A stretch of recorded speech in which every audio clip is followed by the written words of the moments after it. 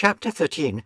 Wheelbarrow. Next morning, Monday, after disposing of the embalmed head to a barber for a block, I settled my own and comrade's bill. Using, however, my comrade's money, the grinning landlord, as well as the boarders, seemed amazingly tickled at the sudden friendship which had sprung up between me and Creekwood, especially as Peter Coffiness and Bull's stories about him had previously so much alarmed me concerning the very person whom I now companied with. We borrowed a wheelbarrow, and embarking our things, including my own poor carpet bag, and Quickegg's canvas sack and hammock, away we went down to the Morse, the little Nantucket packet schooner moored at the wharf. As we were going along, the people stared, not at Queequeg so much, for they were used to seeing cannibals like him in their streets, but at seeing him and me upon such confidential terms.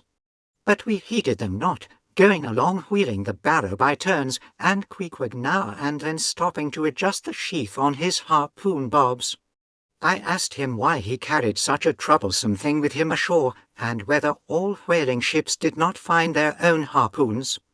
To this, in substance, he replied that though what I hinted was true enough, yet he had a particular affection for his own harpoon, because it was of assured stuff, well tried in many a mortal combat, and deeply intimate with the hearts of whales. In short, like many inland reapers and mowers, who go into the farmers' meadows armed with their own scythes, though in no wise obliged to furnish them, even so, Queequeg, for his own private reasons, preferred his own harpoon. Shifting the barrow from my hand to his, he told me a funny story about the first wheelbarrow he had ever seen. It was in Sag Harbour. The owners of his ship, it seems, had lent him one in which to carry his heavy chest to his boarding-house. Not to seem ignorant about the thing, though in truth he was entirely so, concerning the precise way in which to manage the barrow, Queequeg puts his chest upon it, lashes it fast, and then shoulders the barrow and marches up the wharf. "Why," said I, "Queequeg, you might have known better than that, one would think." Didn't the people laugh on this? He told me another story. The people of his island of Rocavoco, it seems, at their wedding feasts express the fragrant water of young coconuts into a large stained calabash like a punch bowl. And this punch bowl always forms the great central ornament on the braided mat where the feast is held. Now a certain grand merchant ship once touched at Rocavoco, and its commander, from all accounts, a very stately punctilious gentleman, at least for a sea captain, this commander was invited to the wedding feast of Queequeg's sister, a pretty young princess just turned of 10. Well, when all the wedding guests were assembled at the bride's bamboo cottage, this captain marches in, and being assigned the post of honour, placed himself over against the punch bowl, and between the high priest and his majesty the king, Queequeg's father, grace being said, for those people have their grace as well as we, though Queequeg told me that unlike us, who at such times look downwards to our platters, they, on the contrary, copying the ducks, glance upwards to the great giver of all feasts grace, I say, being said, the high priest opens the banquet by the immemorial ceremony of the island. That is, dipping his consecrated and consecrating fingers into the bowl before the blessed beverage circulates. Seeing himself placed next the priest, and noting the ceremony, and thinking himself being captain of a ship as having plain precedence over a mere island king, especially in the king's own house, the captain coolly proceeds to wash his hands in the punch bowl, taking it, I suppose, for a huge finger-glass. "Now," said Queequeg, "what you think now? Didn't our people laugh?" At last, passage paid, and luggage safe, we stood on board the schooner. Hoisting sail, it glided down the Acushnet River. On one side, New Bedford rose in terraces of streets, their ice-covered trees all glittering in the clear, cold air.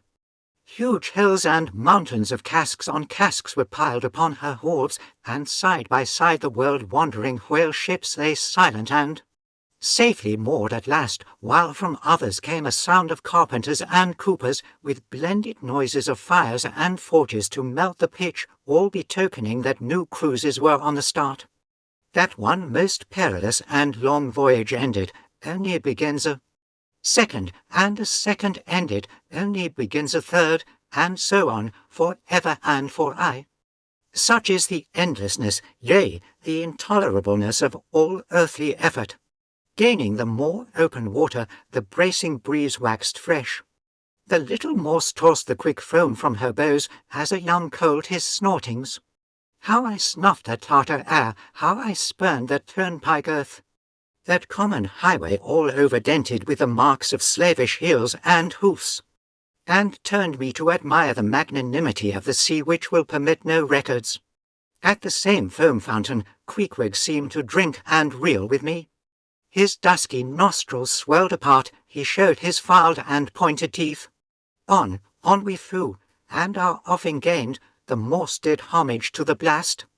Ducked and dived her bows as a slave before the Sultan. Sideways leaning, we sideways darted, every rope yarn tingling like a wire.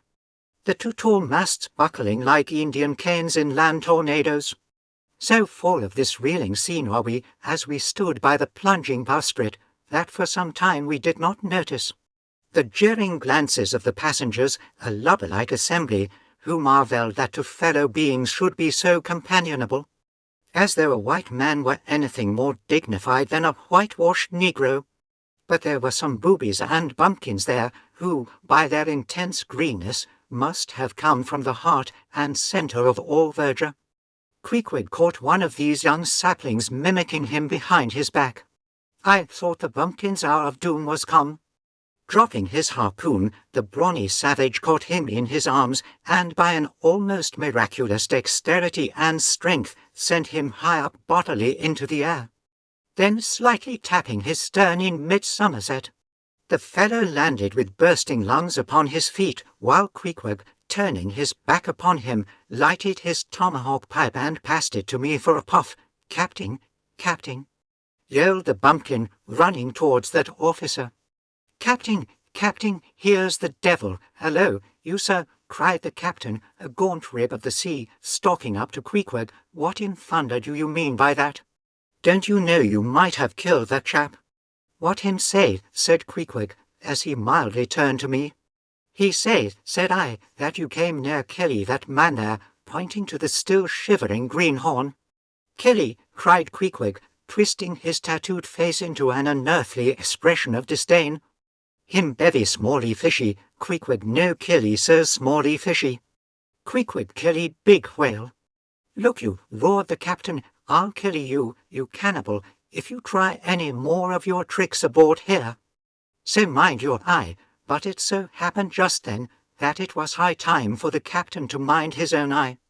The prodigious strain upon the mainsail had parted the weather sheet, and the tremendous boom was now flying from side to side, completely sweeping the entire after part of the deck. The poor fellow whom Queequeg had handled so roughly was swept overboard. All hands were in a panic, and to attempt snatching at the boom to stay it seemed madness. It flew from right to left and back again, almost in one ticking of a watch, and every instant seemed on the point of snapping into splinters. Nothing was done, and nothing seemed capable of being done. Those on deck rushed towards the bows and stood eyeing the boom as if it were the lower jaw of an exasperated whale.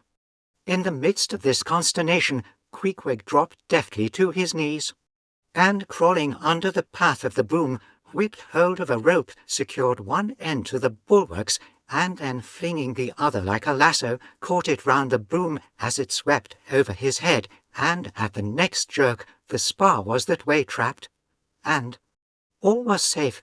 The schooner was run into the wind, and while the hands were clearing away the stern boat, Queequeg, stripped to the waist, darted from the side with a long living arc of a leap. For 3 minutes or more he was seen swimming like a dog, throwing his long arms straight out before him, and by turns revealing his brawny shoulders through the freezing foam. I looked at the grand and glorious fellow, but saw no one to be saved. The greenhorn had gone down.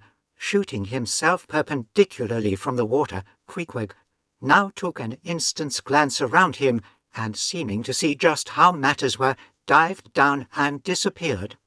A few minutes more, and he rose again, one arm still striking out, and with the other dragging a lifeless form. The boat soon picked them up. The poor bumpkin was restored. All hands voted Queequeg a noble trump. The captain begged his pardon. From that hour I clove to Queequeg like a barnacle. Yea, till poor Queequeg took his last long dive. Was there ever such unconsciousness? He did not seem to think that he at all deserved a medal from the humane and magnanimous societies.